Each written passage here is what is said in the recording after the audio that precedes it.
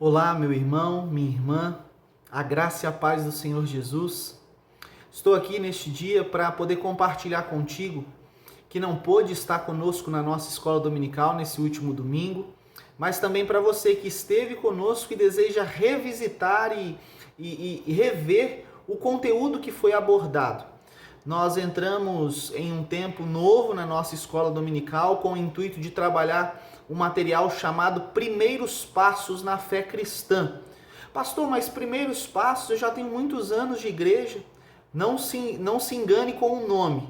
O conteúdo é um conteúdo muito profundo que pretende preparar a você, meu irmão e minha irmã, que deseja servir ao Senhor com excelência, para que você seja um instrumento ainda mais poderoso nas mãos de Deus. Todo conteúdo que vem a nós, é necessário a gente nos alimentar dele, para que ele possa gerar em nós, através da revelação do Espírito Santo, ferramentas para que nós possamos usar elas para a glória do Senhor e avanço do reino de Deus, em especial na nossa igreja metodista em Veneza. E diante disso, eu queria iniciar essa recapitulação e essa apresentação desse material na introdução com duas perguntas para você. A primeira delas é: qual é o propósito para a vida, qual é o propósito de Deus para a vida da congregação, em nome de Jesus, futura igreja metodista em Veneza? Pense aí, qual é o propósito de Deus para a congregação, para a igreja metodista em Veneza? Segunda pergunta: qual é o propósito de Deus para a sua vida? Qual é o propósito de Deus para a sua vida? Às vezes nós nos perguntamos: o que Deus quer para a nossa igreja? O que Deus quer de mim? Ouça, diante de todas as coisas que Deus nos chama para fazer, seja tocar no ministério de louvor, seja fazer parte da ação social, que Ele chama a nossa igreja para ser forte na sociedade de homens, com sociedade de mulheres, na escola dominical, ser forte no culto de domingo, ter um culto que seja bênção na vida da comunidade, ser relevante de forma social na vida do bairro onde nós estamos inseridos, que é o bairro Veneza. Todas essas coisas precisam ter um foco final. Qual é o foco final de Deus para a igreja e em especial para cada um de nós? Mateus 28, versículo 19 e 20 diz: Ide, portanto, fazei discípulos de todas as nações, batizando-os em nome do Pai, do Filho e do Espírito Santo, ensinando-os a guardar todas as coisas que vos tenho ordenado. Essa é a orientação de Jesus para a congregação Igreja Metodista em Veneza. Esta é a orientação de Jesus, na verdade não uma orientação, mas uma ordem para os seus discípulos e discípulas, que nós precisamos ser e fazermos discípulos e discípulas do Senhor Jesus. Se nós não temos como igreja e como servos do Senhor sido e feito discípulos e discípulas do Senhor, nós não temos cumprido o propósito dele para a igreja e para nós especialmente. Nós precisamos nos atentar para isso. Nós precisamos nos alertar para isso. Nós temos um propósito. E tudo que a gente faz não é para passar o tempo, não é para o pessoal simplesmente conhecer a igreja, mas é para sermos e gerarmos filhos e filhas obedientes a Deus. Homens e mulheres que desejam agradar a Deus. A igreja do Senhor Jesus, ela foi chamada de, aqueles que estão em Cristo, melhor dizendo, a igreja do Senhor, em Cristo Jesus, foi chamada de mais que vencedores. Por que muitas pessoas e igrejas vivem uma vida, derrotada? Uma vida mais ou menos, na média. Por quê? Porque elas não conseguem experimentar de fato aquilo que o Senhor nos chamou para ser, mais que vencedores. E eu não digo isso nas questões materiais, porque no mundo nós temos aflições. A grande verdade é essa. Não é porque somos crentes que seremos muito abastados, isso não tem a ver com o cristianismo. Mas por que às vezes nós como igreja não conseguimos viver coisas gloriosas com o Senhor, alcançarmos almas para o Senhor Jesus, vidas? Porque a grande verdade é que o interesse do Senhor Jesus é salvar pessoas. Por que as igrejas, muitas igrejas, vivem como se fossem fracassadas? Vivem uma vida espiritual morna, na média. Não ganham almas para Jesus, não se posicionam, não se comportam como e nem geram discípulos e discípulas para o Senhor Jesus. Pois é. Por quê? Porque não experimentam uma vida de mais que vencedores.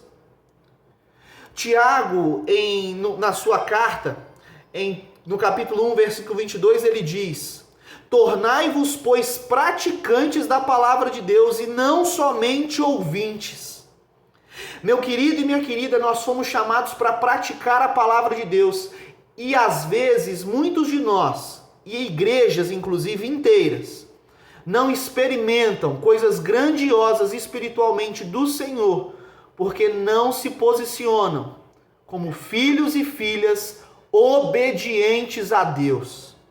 Não são obedientes ao Senhor, não são obedientes a Deus. E muitas delas já se esforçaram de várias formas, com cultos domésticos, com células, com grupos pequenos, com estudo daqui, estudo de lá, evangelismo. E ouça bem, o problema não estão nessas coisas, na ineficiência dessas ferramentas que Deus nos dá, que casa de paz, célula, culto doméstico. A ineficiência não está nisso.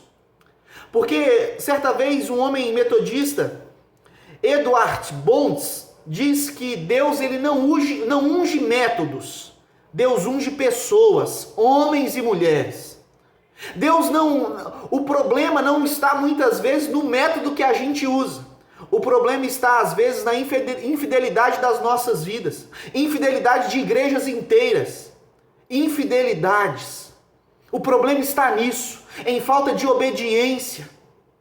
Sabe, meu querido e minha querida, homens e mulheres que precisam ser, para gerar discípulos e discípulas do Senhor, precisam buscar ser homens e mulheres cheios do Espírito Santo. Homens e mulheres, anotem essas características, são 6 características que eu e você precisamos ter. A primeira delas é ser cheios do Espírito Santo. Precisamos ser homens e mulheres cheios da presença do Senhor.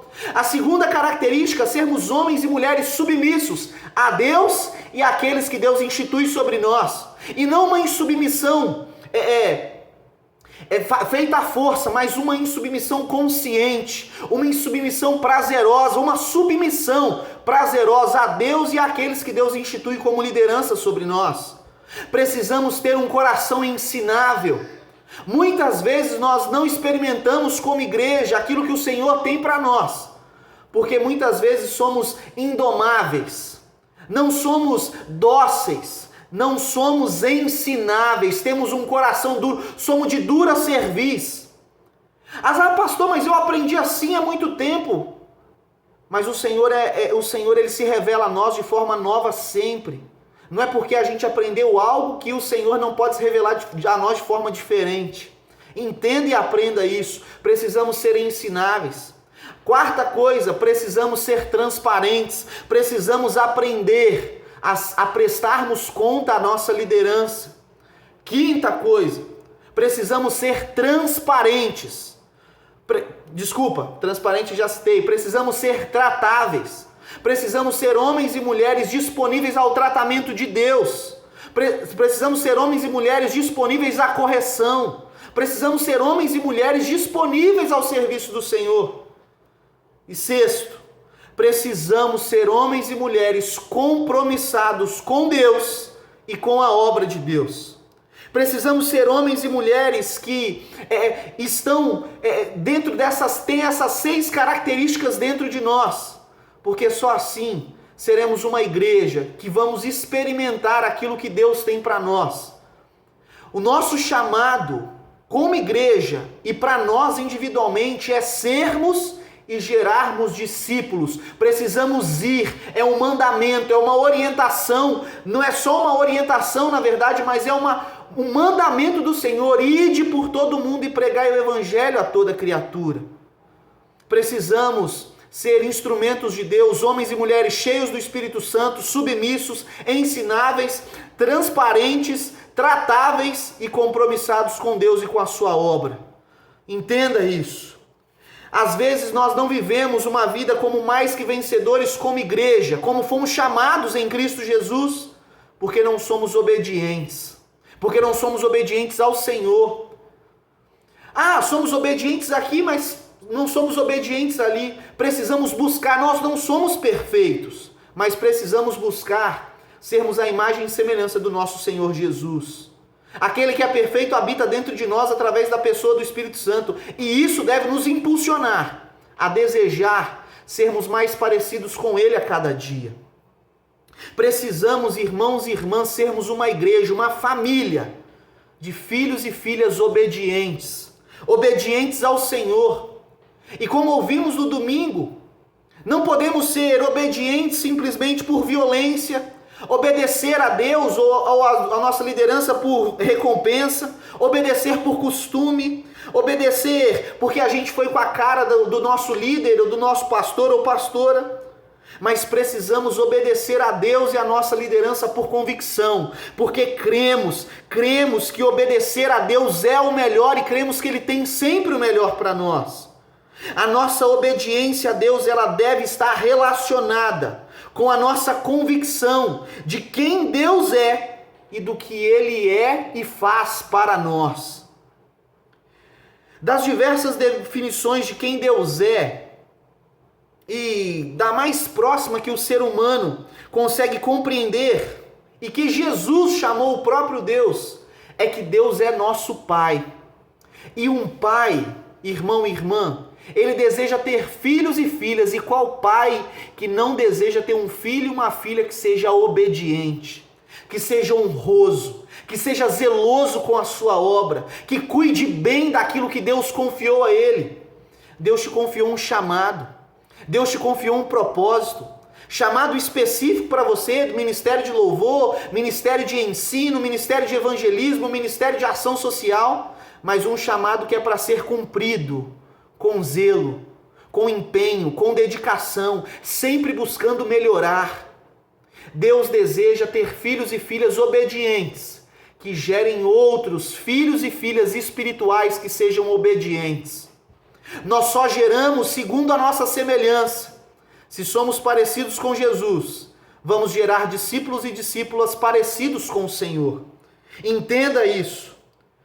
A palavra do Senhor nos ensina que se quisermos e ouvirmos ao Senhor, comeremos o melhor dessa terra.